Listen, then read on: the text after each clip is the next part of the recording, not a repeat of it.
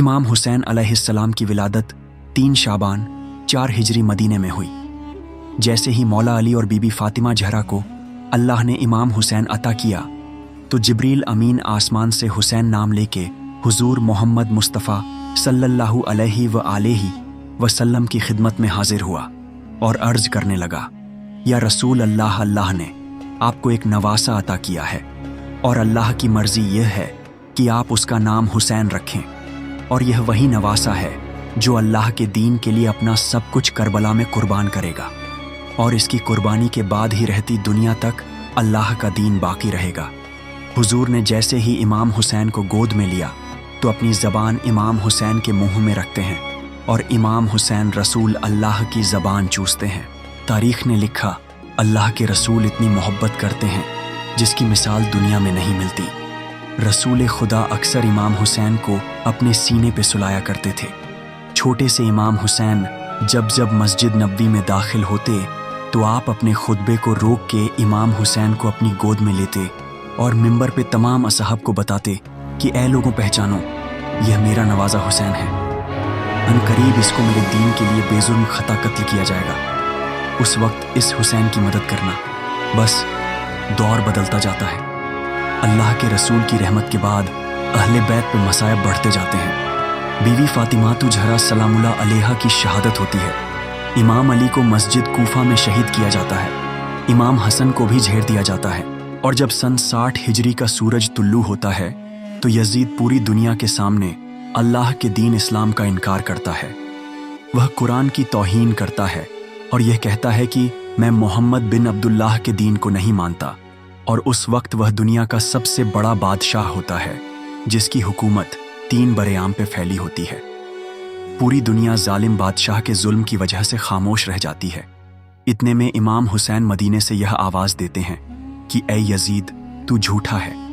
मेरा नाना हज़रत मोहम्मद मुस्तफ़ा सल्लल्लाहु अलैहि व आलिहि वसल्लम अल्लाह का रसूल है और कुरान अल्लाह की किताब है, और अगर इस बात को बताने के लिए मुझे कुर्बान भी होना पड़े तो मैं पीछे नहीं हटूंगा। बस यजीद ये हुक्म नाफिज करता है कि इमाम हुसैन को मदीने में शहीद किया जाए।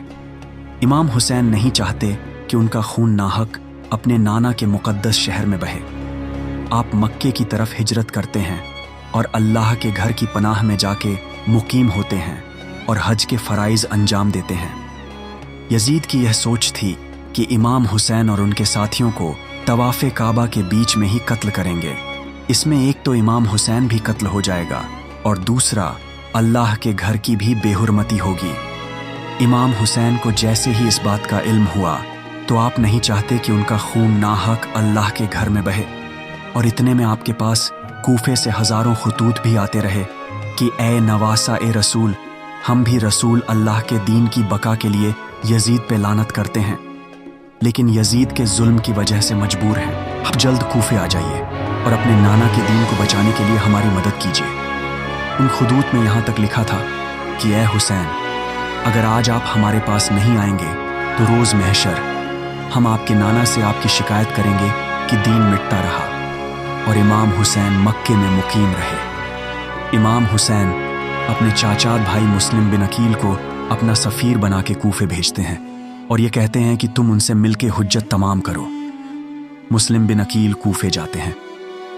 वहाँ के लोगों की मोहब्बत को देख के इमाम हुसैन की तरफ एक ख़त लिखते हैं कि आप जल्द कूफा आ जाइए। इमाम हुसैन अपने हज को उम्रे में तब्दील करते हैं और अपने बच्चों, बहनों और बेटियों को लेके कूफे की तरफ रवाना होते हैं।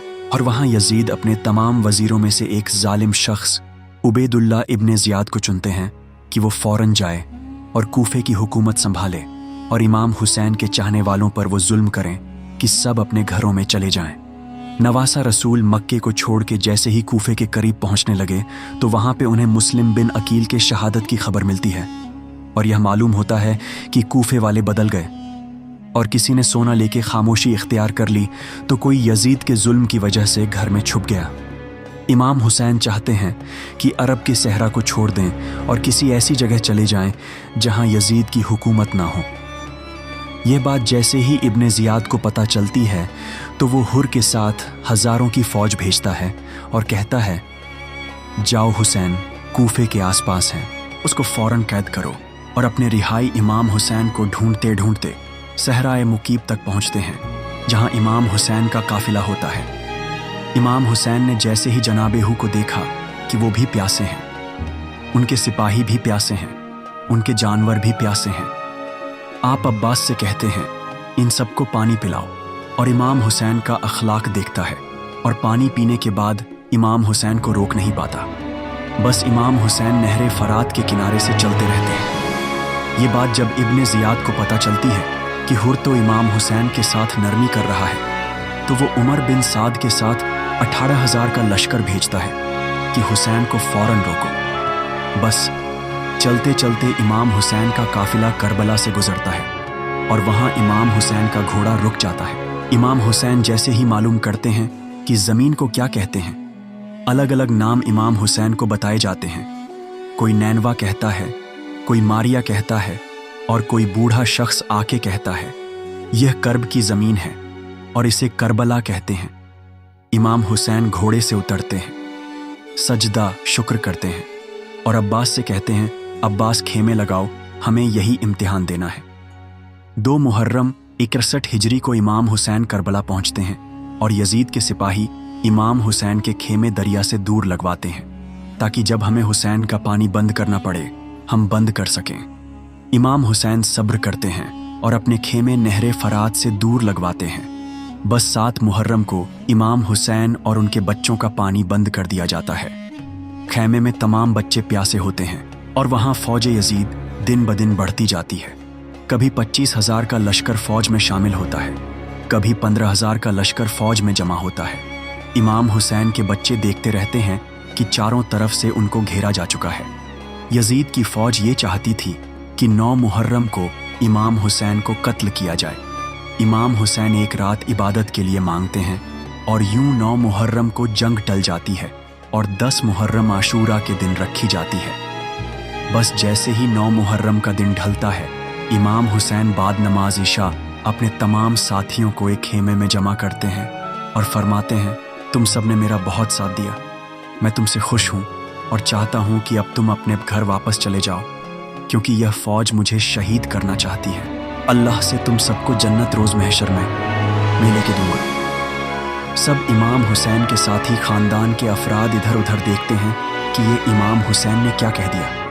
इतने में इमाम हुसैन फरमाते हैं शायद तुम लोगों को आंखों की शर्म ने मारा है, अब्बास चिराग बुझा दो। चिराग बुझ जाता है और कुछ देर के बाद जैसे ही जनाबे अब्बास चिराग जलाते हैं तो इमाम हुसैन देखते हैं तमाम साथी तलवारें अपने गले पे रखकर एक आवाज़ में कहते हैं कि ऐ मेरे मौला हुसैन, हम आपको इन जालिमों में कैसे छोड़ के जाएं।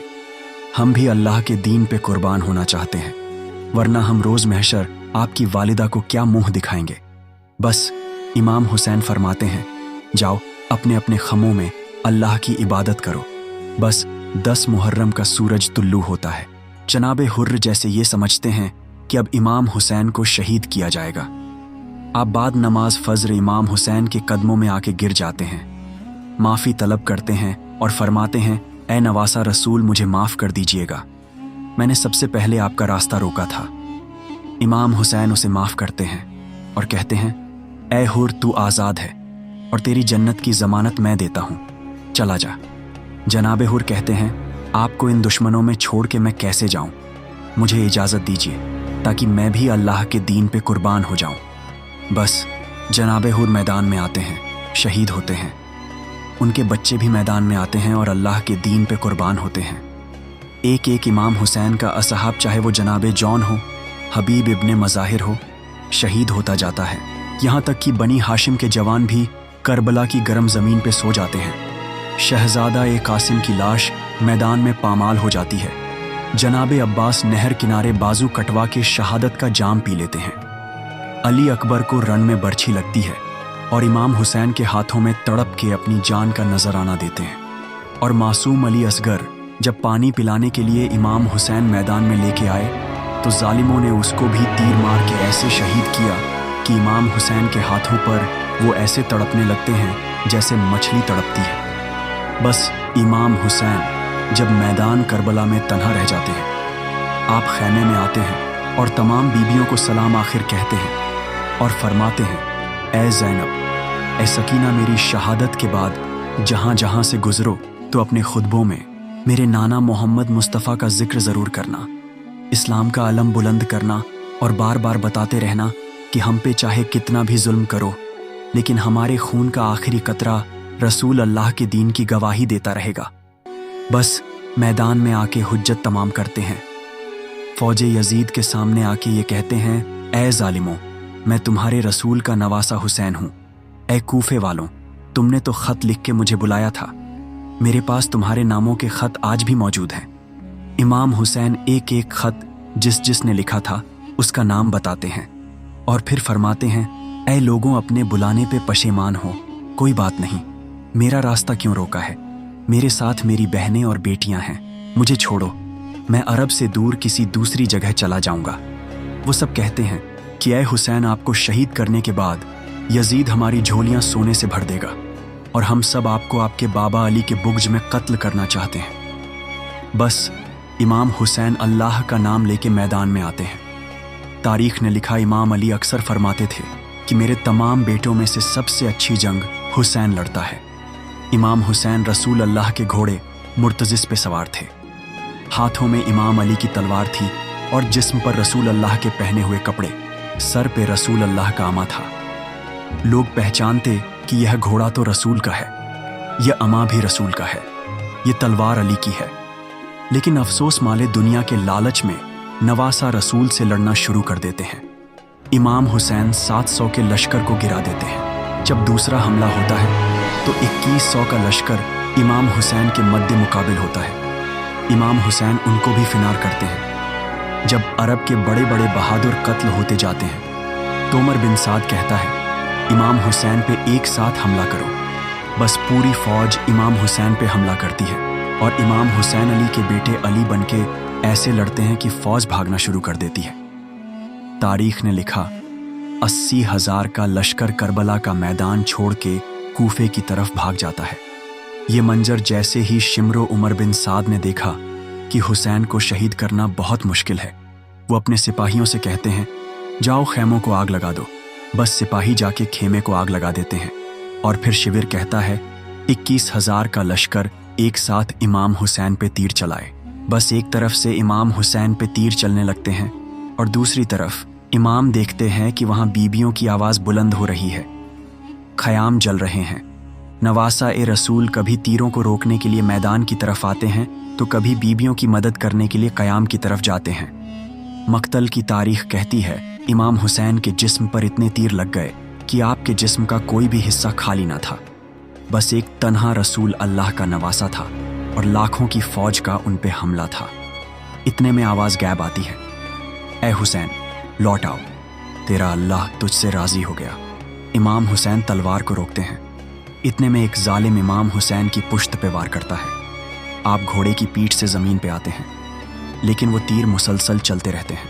امام حسین کا گھوڑا جس کا نام مرتضس تھا، وہ امام حسین کا طواف کرنا شروع کرتا ہے اور اپنی آواز میں کہتا ہے، اے لوگوں پہچانو، یہ رسول اللہ کا نواسہ ہے۔ بس ظالم ہنستے رہتے ہیں، وہاں قیام جلتے رہتے ہیں اور امام حسین زمیں کربلا پہ اپنی پیشانی رکھ کے اللہ کا شکر کرتے ہیں کہ اے اللہ تیرا شکر ہے، میں نے تیرے دین کے لیے اپنا سب کچھ قربان کر دیا۔ تاریخ کہتی ہے امام حسین سجدے میں تھے۔ کوئی امام حسین کو تیر مارتا ہے، کوئی نیزہ مارتا ہے، کوئی لاٹھی مارتا ہے۔ جس کے پاس مارنے کے لیے کچھ نہ تھا، وہ کربلا کی گرم زمین سے پتھر اٹھا کے امام حسین کو مارتا ہے۔ امام حسین اللہ کے شکر میں مشروف رہتے ہیں۔ اتنے میں عمر بن سعد کہتا ہے، جاؤ حسین کا سر کاٹ کے آؤ۔ تاریخ نے لکھا، جو امام حسین کے پاس جائے اس کو امام حسین کی آنکھوں میں رسول اللہ کا چہرہ نظر آئے۔ 21 سپاہی جاتے ہیں اور واپس آ جاتے ہیں۔ جیسے ہی یہ خبر شمر کو ہوئی کہ یہ سب رسول کے احترام میں امام حسین کا سر نہیں کاٹ رہے، وہ اپنے خنجر کو پتھر پہ بار بار مارتا ہے تاکہ اس کی تیزی ختم ہو جائے، یہ کند بن جائے، اور پھر ہنس ہنس کے کہتا ہے، اب دیکھو میں رسول کے نواسے کا سر کیسے کاٹتا ہوں، اور جا کے یہ خبر یزید کو بتانا۔ بس وہ قریب آ کے امام حسین کی پشت پہ سوار ہوتا ہے۔ امام حسین کا سر سجدے میں ہوتا ہے۔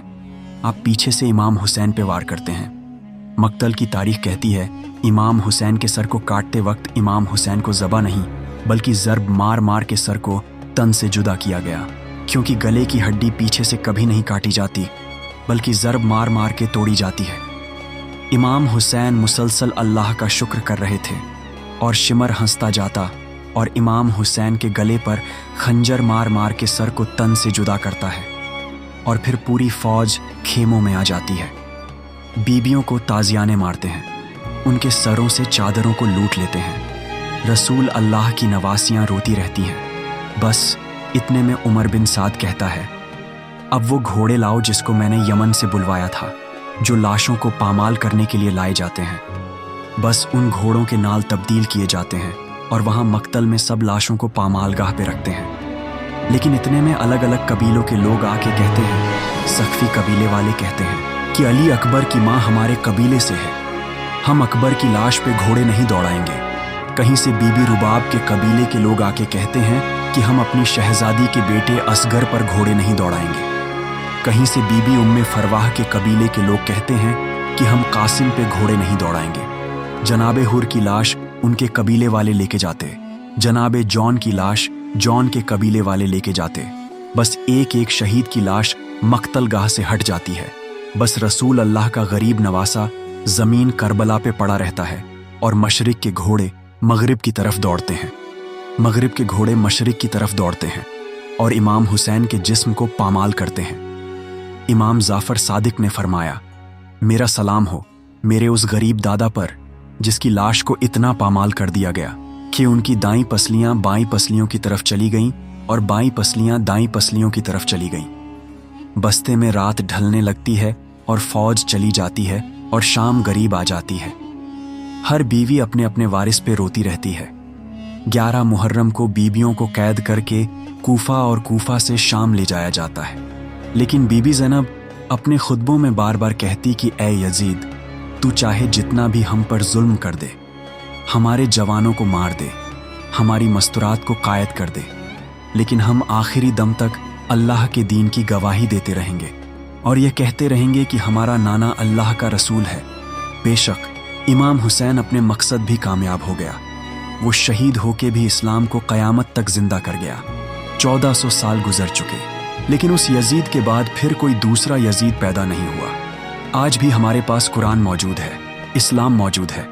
हमारे दिलों में हुजूर मोहम्मद मुस्तफ़ा सल्लल्लाहु अलैहि व आलिहि वसल्लम से मोहब्बत मौजूद है। सलाम हो करबला के शहीदों पर, सलाम हो इमाम हुसैन पर, सलाम हो आपके असहाब और आपकी औलाद पर।